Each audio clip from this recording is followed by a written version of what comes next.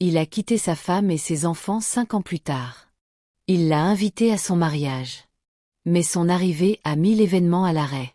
Bonjour la famille. S'il vous plaît, abonnez-vous et faites-nous savoir d'où vous regardez l'histoire dans la section des commentaires. Le jour où Jonathan est parti a commencé comme un jeudi normal. La bouilloire sifflait. Le ventilateur de plafond faisait un petit clic à chaque tour. Un dessin animé chantait à la télévision parce que Lily, qui avait 5 ans, voulait regarder avant l'école. Grace se tenait près de l'évier, essuyant les assiettes de la veille au soir, en planifiant comment étirer le peu d'argent restant jusqu'à vendredi. Elle ne savait pas que ce jeudi couperait sa vie en deux, avant et après. Jonathan est entré, déjà habillé pour un voyage d'affaires. Costume bleu marine, chaussures brillantes. Son eau de Cologne a empli l'air avant sa voix. « Je serai de retour dimanche soir », a-t-il dit en brossant une miette de sa cravate. Juste 2 nuits, rien de grave. Grace l'a regardé par-dessus le bord d'une tasse ébréchée. « Tu ne m'as pas parlé d'un voyage. C'est venu au dernier moment, a-t-il dit. Tu sais comment sont les clients. Ethan, 8 ans et fier de l'espace entre ses dents de devant, est entré en courant avec un sac à dos qui pendait sur une épaule. « Papa, tu viens à mon match samedi ? L'entraîneur a dit que je pourrais peut-être lancer. » Le sourire de Jonathan était prêt. Le genre de sourire qui paraissait toujours parfait sur les photos. Il s'est penché et a ébouriffé les cheveux d'Ethan. « Si je suis de retour à temps, champion. » J'essaierai. Grace a tenu son regard. « Essaierai. » Il a embrassé l'air près de sa joue. Pas un vrai baiser. Ne commence pas, Grace. C'est le travail. Le travail n'a pas payé la facture de gaz le mois dernier, a-t-elle dit, doucement pour que les enfants n'entendent pas. Et nous devons parler du loyer. Il a attrapé sa valise à roulettes. Tu choisis toujours le pire moment. Je ne peux pas faire ça maintenant. Lily a glissé du canapé et a enroulé ses 2 bras autour de sa jambe. Tu peux m'apporter une sucette rose ? Je t'en apporterai 10, a-t-il dit. Il a détaché ses doigts et l'a remise sur le canapé comme si elle était légère comme du linge. Sois sage pour maman ou il était sorti de la porte en 2 minutes, les roues de sa valise murmurant sur le sol. La porte s'est refermée avec un clic. Ce bruit est resté dans les oreilles de Grace plus longtemps que l'eau de Cologne. Au début, elle s'est dit de ne pas être dramatique. Les gens partent en voyage. Les maris travaillent tard. Les familles traversent des mois difficiles. Mais alors qu'elle étalait du beurre de cacahuète sur 2 tranches de pain pour le déjeuner d'Ethan, le silence semblait anormal. C'était le genre de silence avant qu'une tempête ne frappe. Sur le chemin de l'école, Ethan regardait par la fenêtre. « Tu penses que je lancerai ? Tu t'es entraîné, » a dit Grace, en conduisant avec les 2 mains parce que le volant coinçait dans les virages. « Tu connais la routine. Concentre-toi. Respire. » Papa a dit qu'il essaierait, a dit Ethan. « Je sais. » Lily donnait des coups de talon contre le siège. « 10 sucettes, a-t-elle dit, en comptant sur ses doigts et en recommençant quand elle n'en avait plus. Après les avoir déposés, Grace est allée à l'épicerie avec une courte liste, œufs, pain, lait, un sac de pommes. Elle vérifiait le prix de chaque article comme si elle lisait un examen. Elle a passé les pommes. Elle a choisi un pain plus petit. L'argent ressemblait à une couverture fine qui glissait sans cesse de ses épaules. À midi, son téléphone a vibré. C'était sa meilleure amie, Maya. « Comment va ta matinée ?» a demandé Maya. « Bien, » a menti Grace. « Comment va monsieur Voyage d'affaires ?» La voix de Maya avait un ton amusé. « Voyage de dernière minute. » Il n'a pas dit où. Il dit qu'il sera de retour dimanche. Maya est restée silencieuse un instant. « Grace, tu vas bien ? » « Juste fatiguée. »« Tu veux que je vienne ce soir ? » « Peut-être demain. » Grace a dit. « Si j'ai besoin de crier, je crierai dans un oreiller. » « Épargne tes oreilles. » Maya a ri. « D'accord. Envoie-moi un message si quelque chose te semble bizarre. » Après l'école, Ethan a jeté son sac à dos sur le canapé et a demandé un goûter. Lily a demandé des dessins animés à nouveau. Grace a fait des grillés cheese et a coupé les siens en triangles parce qu'elle les aimait comme ça. Les enfants ont mangé et ri de quelque chose de bête à l'écran. La maison paraissait normale, comme une photo qu'on pourrait utiliser pour vendre le bonheur. À 21h, Grace a envoyé un message à Jonathan. Es-tu arrivé? Pas de réponse. À 22 heures, elle a envoyé un autre message. As-tu atterri? Pas de réponse. Elle a mis les enfants au lit et s'est assise sur le canapé, tenant son téléphone comme s'il pouvait mordre si elle relâchait sa prise. À 23 heures, elle a appelé. Ça a sonné 5 fois et est passé sur la messagerie vocale. Elle n'a pas laissé de message. À minuit, elle a réessayé. Directement sur la messagerie vocale. Elle a dormi légèrement et s'est réveillée avec l'alarme comme si elle n'avait pas dormi du tout. Vendredi est arrivé. Puis samedi, le match d'Ethan s'est déroulé sous un ciel gris qui ressemblait à un couvercle sur toute la ville. Il a lancé 2 manches et a éliminé un grand gamin avec un swing méchant. Grace a acclamé et applaudi et lui a dit qu'il était une star. Il jetait sans cesse des regards vers la ligne de touche, cherchant le visage de son père, attendant le cri « C'est mon garçon ». Il ne l'a jamais entendu. Peut-être que son vol a été retardé, a dit Ethan dans la voiture, sa voix trop décontractée pour ses yeux. Peut-être, a dit Grace. C'était un mensonge qu'elle pouvait avaler sans s'étouffer. On l'appellera après le déjeuner, ils ont appelé. Pas de réponse. Dimanche soir, Grace s'est tenue à la fenêtre après que les enfants se soient endormis et a regardé la rue, s'attendant à moitié à voir ce costume, cette valise, ce geste paresseux. La nuit est tombée épaisse et personne n'est venu. Lundi, après avoir déposé les enfants à l'école, elle a appelé le bureau de Jonathan. Bonjour, c'est Grace Miller. J'appelle pour Jonathan. Une pause. Il ne travaille plus ici, a dit une femme. Quoi? Grace a pressé le téléphone plus fort contre son oreille. Depuis quand? Son dernier jour était il y a 2 semaines, a dit la femme. Il a pris un autre poste. Savez-vous où? Je suis désolée, je ne peux pas partager ça.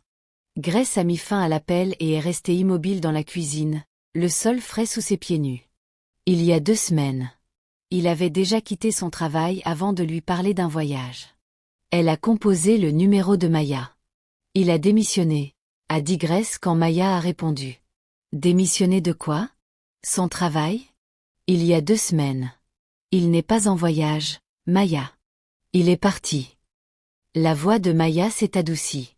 Je viens. Grace a regardé le calendrier sur le mur. Le cercle rouge autour de la date d'échéance du loyer. Le petit cœur que Lily avait dessiné sur son propre anniversaire. L'autocollant en étoile qu'Ethan avait placé sur samedi pour son match parce que papa était censé être là. Le papier ressemblait à des promesses que personne ne pouvait tenir. Maya est arrivée avec du café et un sac de muffins. Elle a serré Grace fort et longtemps à la porte. Raconte-moi tout, a dit Maya. Grace lui a raconté l'adieu manquant. Le téléphone muet. Le travail, le néant des 3 derniers jours. Tu penses? Maya s'est arrêtée. As-tu appelé sa mère? Grace a secoué la tête. On ne s'est pas parlé depuis des mois, a-t-elle dit. Je le couve. Maya a levé les yeux au ciel. Bien sûr qu'elle le fait. Grace a composé le numéro quand même. Bonjour, Linda. C'est Grace. Oh. Linda semblait surprise, comme si l'appel était un caillou dans sa chaussure. Comment vont les enfants? Ils vont bien. J'appelle pour Jonathan. Est-il avec toi? Pourquoi serait-il avec moi? A demandé Linda d'un ton frais. C'est un adulte. Il a dit qu'il partait en voyage d'affaires. Il ne répond pas aux appels. Son bureau dit qu'il a démissionné. Un long silence. Puis un soupir. Grace, je te l'ai dit avant. Les hommes ont besoin d'espace quand ils réfléchissent à leur carrière. Peut-être qu'il avait besoin de prendre du recul. Il n'a pas pris du recul, a dit Grace. Il a disparu. Eh bien, a dit Linda, la voix tranchante maintenant. Peut-être que si tu étais plus supportive. Grace a mis fin à l'appel. Sa main a tremblé pendant 3 secondes après. Maya s'est penchée près d'elle. Ne la laisse pas te mettre ça sur le dos. Grace a hoché la tête mais n'a pas parlé. Sa gorge était serrée. Cet après-midi-là, quand elle est allée chercher les enfants, elle a plaqué un sourire si large que ses joues lui faisaient mal. Ethan est monté dans la voiture avec un ruban en papier pour le meilleur esprit sportif. Lily portait un dessin d'une maison violette avec un soleil jaune géant. On peut appeler papa maintenant, a demandé Ethan. On peut essayer ce soir, a dit Grace. Rentrons à la maison. À la maison, le répondeur clignotait avec un nouveau message. Grace a appuyé sur lecture. Une voix qu'elle ne connaissait pas a parlé. Grace, c'est Brandy de Pine River Storage. Nous appelons pour l'unité au nom de Jonathan Miller. Nous voulons juste confirmer les détails du paiement automatique. S'il vous plaît, rappelez-nous. Les yeux de Grace se sont posés sur ceux de Maya. Stockage. Maya a haussé les deux sourcils. Depuis quand avez-vous une unité de stockage? On n'en a pas, a dit Grace. Elle a composé le numéro immédiatement. Bonjour, c'est Grace Miller. Vous avez laissé un message. Bonjour, Madame Miller, a dit la femme. Nous avons une petite unité au nom de Jonathan Miller. Le paiement automatique a été configuré la semaine dernière. Nous aimons juste confirmer que le premier mois est passé. D'accord. Pouvez-vous me dire ce qu'il y a dedans? A demandé Grace en sachant qu'il ne le ferait pas. Je suis désolée. Nous ne pouvons pas discuter du contenu. Est-il là maintenant? Je ne vois aucune note à ce sujet. La femme a dit, voulez-vous l'adresse de l'installation? Grace l'a noté. Maya a serré son épaule. Tu penses? A commencé Maya. Grace s'est levée. J'y vais. Tu ne peux pas y aller seule, a dit Maya. Je viens. Elles ont chargé les enfants dans la voiture. Glace? A demandé Maya d'un ton joyeux. Les enfants ont acclamé. Ils n'avaient pas besoin de connaître la vraie destination pour l'instant. Pine River Storage se trouvait derrière une clôture en chêne au bord de la ville. Des rangées de portes oranges alignées comme des bouches fermées. Grace est allée au bureau et a essayé de garder sa voix stable. J'ai besoin de voir l'unité au nom de Jonathan Miller, a-t-elle dit. C'est mon mari. Le commis a secoué la tête. Seul le locataire ou quelqu'un sur la liste d'accès peut ouvrir une unité. S'il vous plaît, a dit Grace. C'est urgent. Madame, je ne peux pas. Grace a reculé et a regardé les rangées de portes. Quelque part là-dedans, quelque chose qui vivait autrefois dans leur maison vivait maintenant seul. Elle a senti la chaleur monter à son visage. Elle est retournée à la voiture, a ouvert la porte arrière et s'est penchée. « Vous voulez de la glace ?» a-t-elle demandé. « Oui, » a dit Lily. « Alors on ira chercher de la glace après que maman essaie une dernière chose, » a-t-elle dit. Elle a fermé la porte et est restée immobile un seconde, respirant. Maya a sorti son téléphone. « Ne nous fais pas arrêter aujourd'hui, » a-t-elle dit, légère mais sérieuse. Il paie avec une carte. Les cartes laissent des traces. On en saura plus. Grace a hoché la tête. La clôture a cliqueté quand un camion est entré. Un homme avec une casquette décolorée a ouvert une unité 2 rangées plus loin et a glissé une boîte dedans. Le bruit de la porte roulante a fait sursauter Grace. « Allons-y », a-t-elle dit. Ce soir-là, elle a nourri les enfants, fait couler les bains et lu 2 histoires. Lily voulait celle de la fille qui a déjoué le loup. Ethan a demandé le livre sur le baseball à nouveau. Grace tournait les pages et rendait sa voix vivante, mais son esprit sautait sans cesse. Quand la maison était silencieuse, elle s'est assise au bord de son lit et a regardé le côté de Jonathan. Son chargeur de téléphone pendait près de la table de nuit comme une queue molle.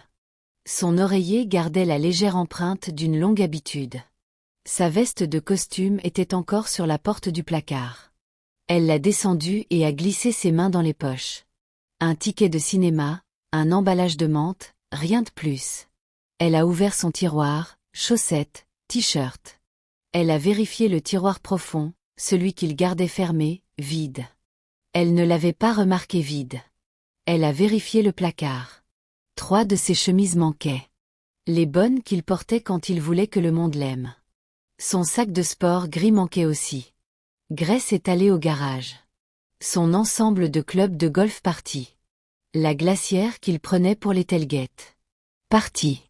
Un coin de l'étagère était nu où se trouvait autrefois sa boîte à outils. Il n'était pas parti. Il avait prévu de partir.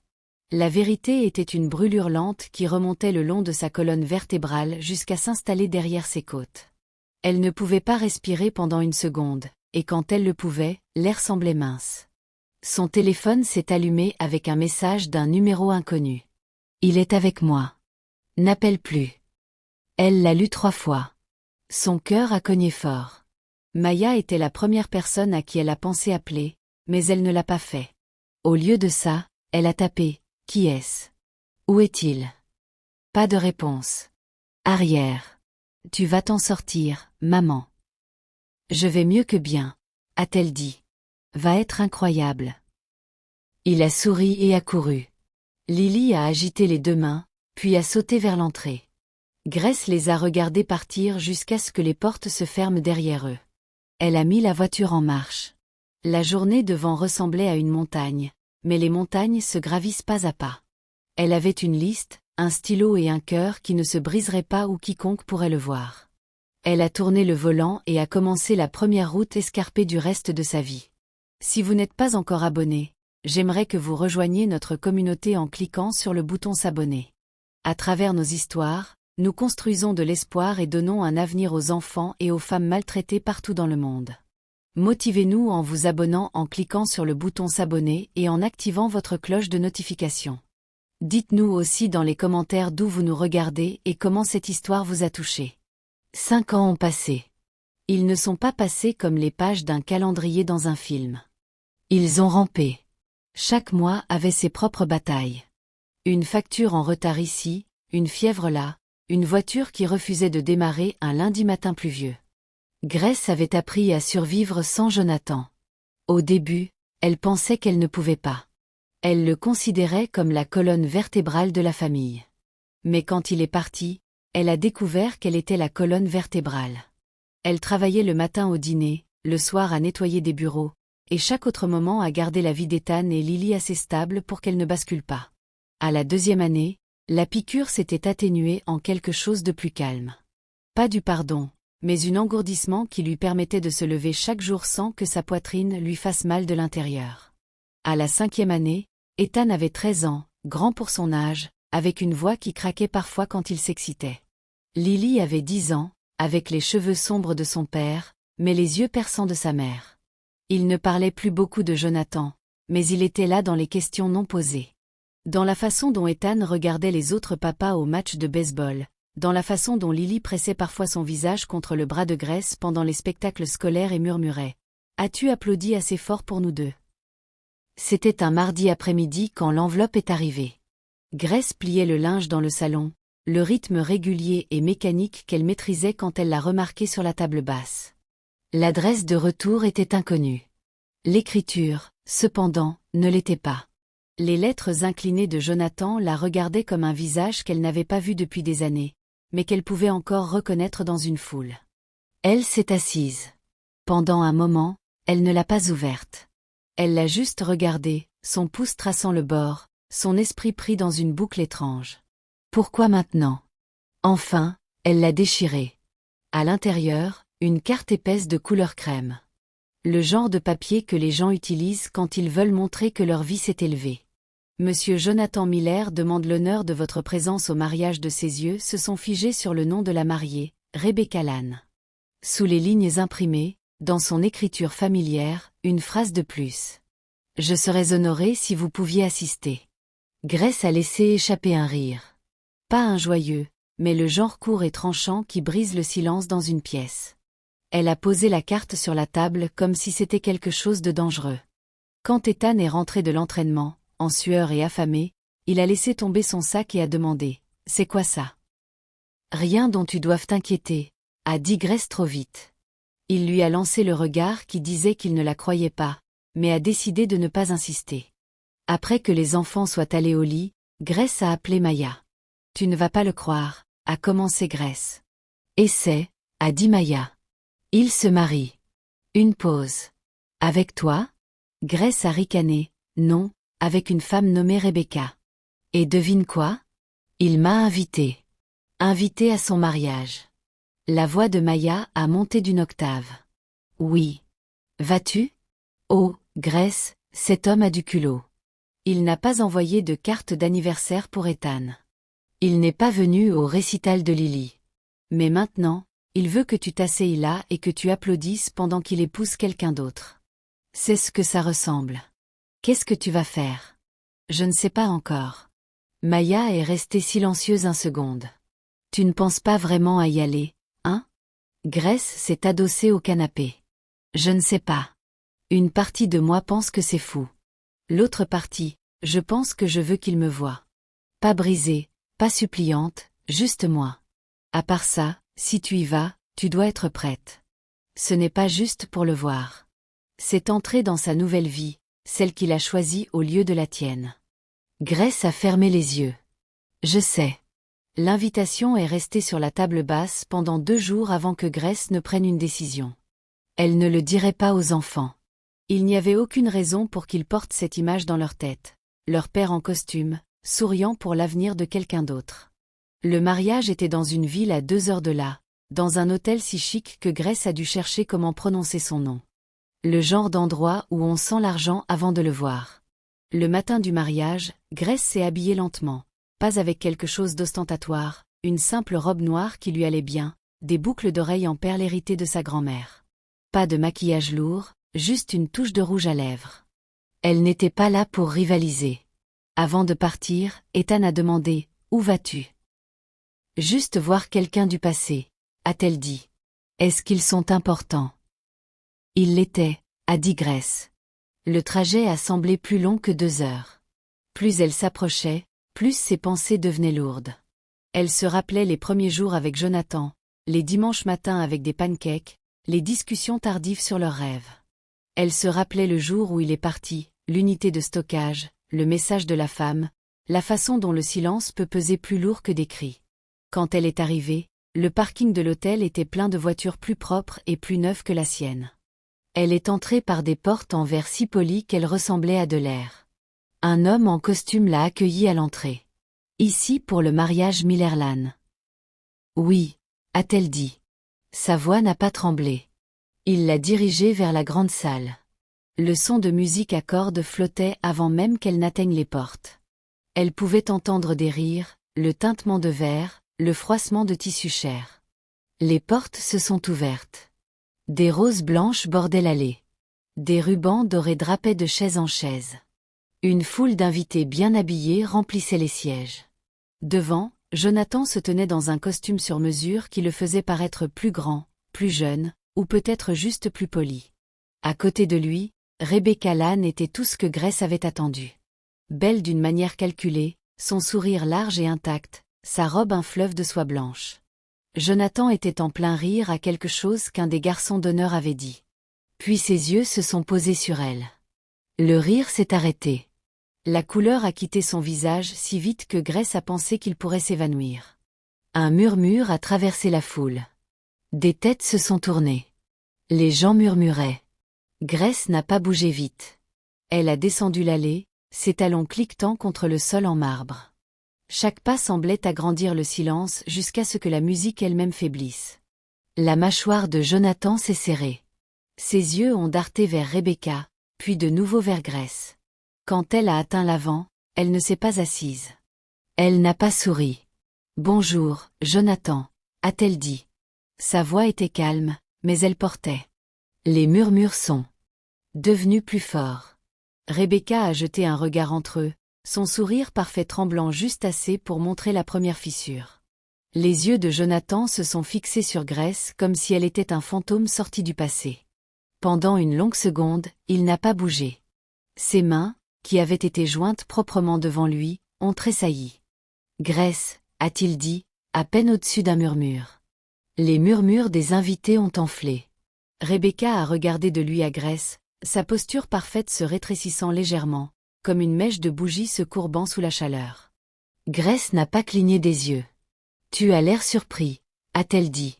Jonathan s'est éclairci la gorge. « Je ne pensais pas que tu viendrais vraiment. »« Oh, j'ai presque pas venu », a répondu Grace. « Mais ensuite j'ai pensé que tu ne m'aurais pas invité sauf si tu voulais que je sois là. » La voix de Rebecca a enfin brisé la tension. « Jonathan, qu'est-ce qui se passe ?» Jonathan l'a regardé, puis Grace. « C'est compliqué. » Grace a laissé échapper un rire bas. « Non, Jonathan, c'est en fait très simple. » La salle a bougé. Les gens se sont penchés en avant sur leurs sièges. L'officiant avait l'air de décider s'il devait continuer à lire ou reculer complètement. Grace s'est tournée pour que les invités l'entendent clairement. Il y a 5 ans, cet homme m'a quitté, moi et nos 2 enfants, sans avertissement. Pas de notes, pas d'explication, pas d'argent, juste parti. Des halètements sont montés de la première rangée. Quelqu'un a murmuré, « Des enfants ». La main de Rebecca a lâché le bras de Jonathan. « Tu as des enfants ?» Le visage de Jonathan a pâli. « Je te l'ai dit. » « Tu ne lui as rien dit, » a coupé Grace, « comme tu ne m'as rien dit quand tu as disparu. J'ai découvert par une inconnue que tu avais une unité de stockage pleine des choses que tu as prises de notre maison. J'ai découvert par un message texte que tu commençais une nouvelle vie avec quelqu'un d'autre. Tu n'as jamais appelé ton fils pour son anniversaire. Tu n'es jamais venu à un seul récital de ta fille. » Jonathan a ouvert la bouche pour parler, mais la voix de Grace l'a submergé comme une vague.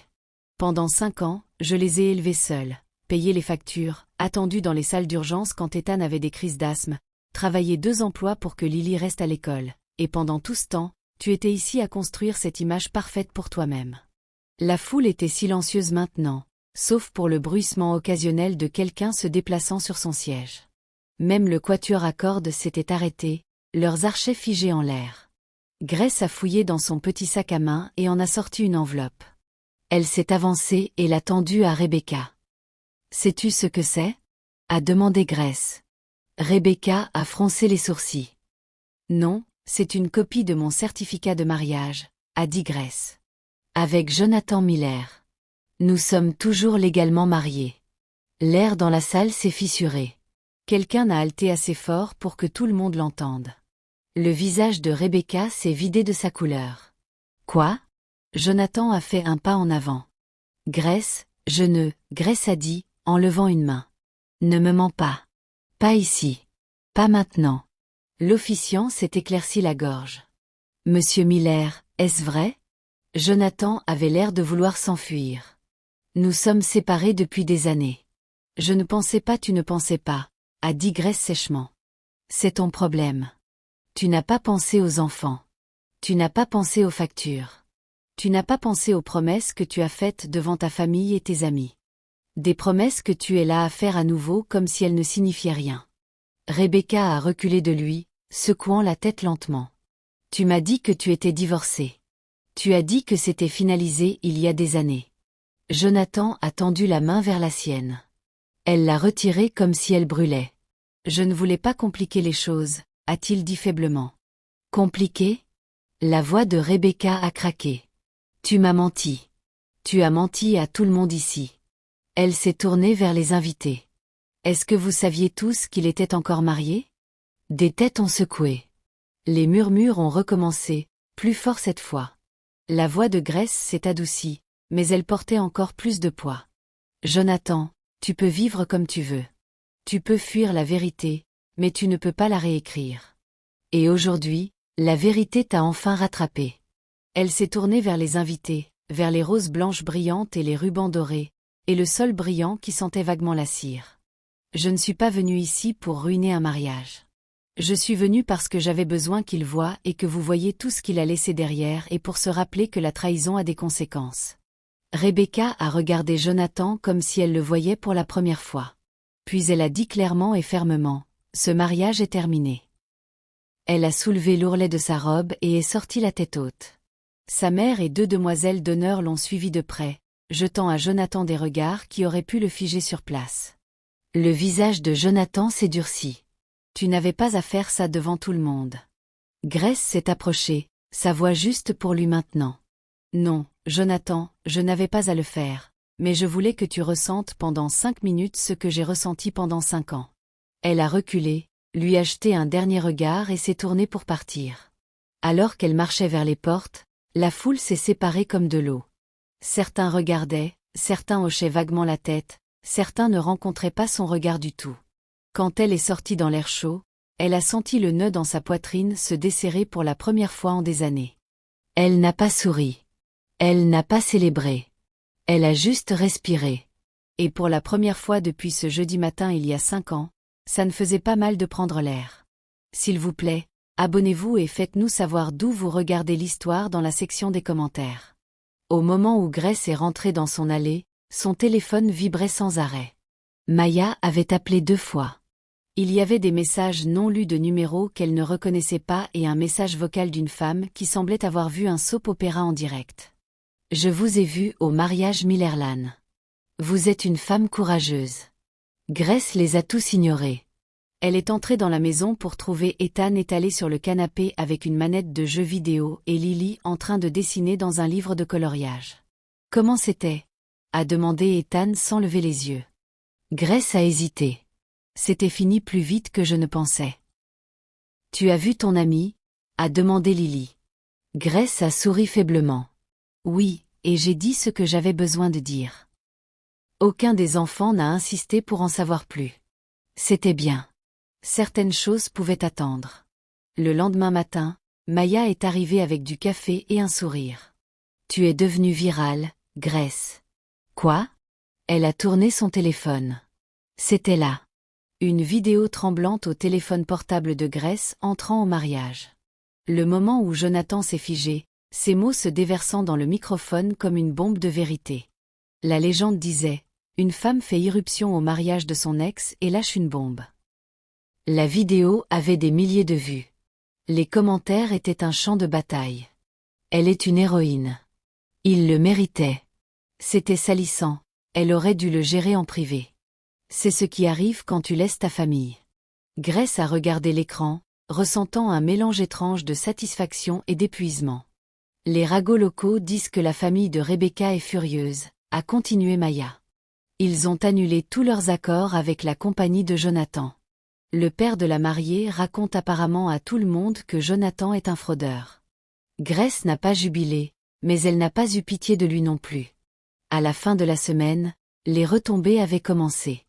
Le site web de la compagnie de Jonathan a retiré sa photo de la page des dirigeants. Une connaissance commune a dit à Maya que la fiancée de Jonathan avait rendu la bague et déménagé de leur condo partagé.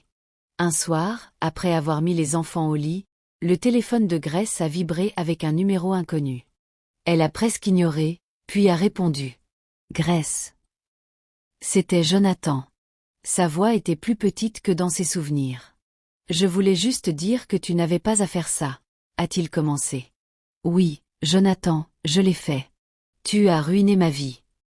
Grace a laissé échapper un rire court et sans humour. Non.